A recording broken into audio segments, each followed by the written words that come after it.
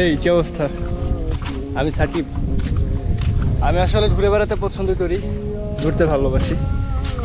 এই মুহূর্তে আমি আমার জীবনের সবচেয়ে সেরা একটা মুহূর্ত কাটাচ্ছি।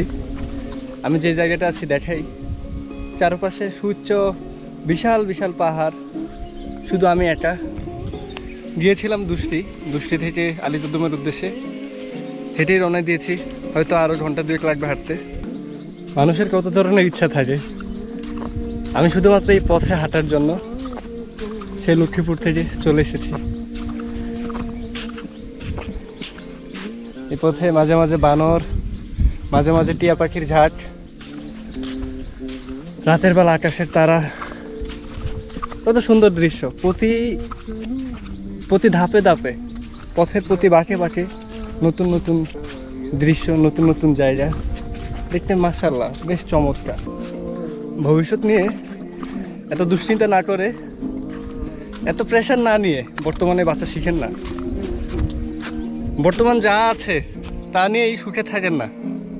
ভবিষ্যতে এটা করব সেটা করব, অর্থ জমাতে হবে, না খেয়ে কষ্টের দিন কাটাতে হবে, এর তো কোনো মানে নেই।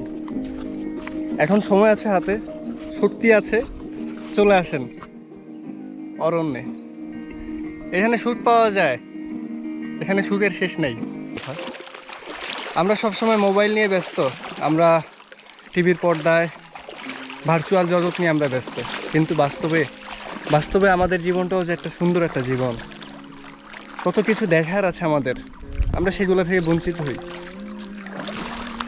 আমার আসলে এত আপডেট জীবন ভালো লাগে না। আমার ভালো লাগে প্রকৃতির সাথে মিশে যেতে।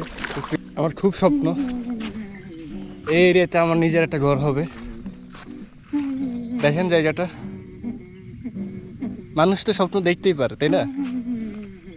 স্বপ্ন পূরণ করার দায়িত্ব তো উপরে যে আছে তার।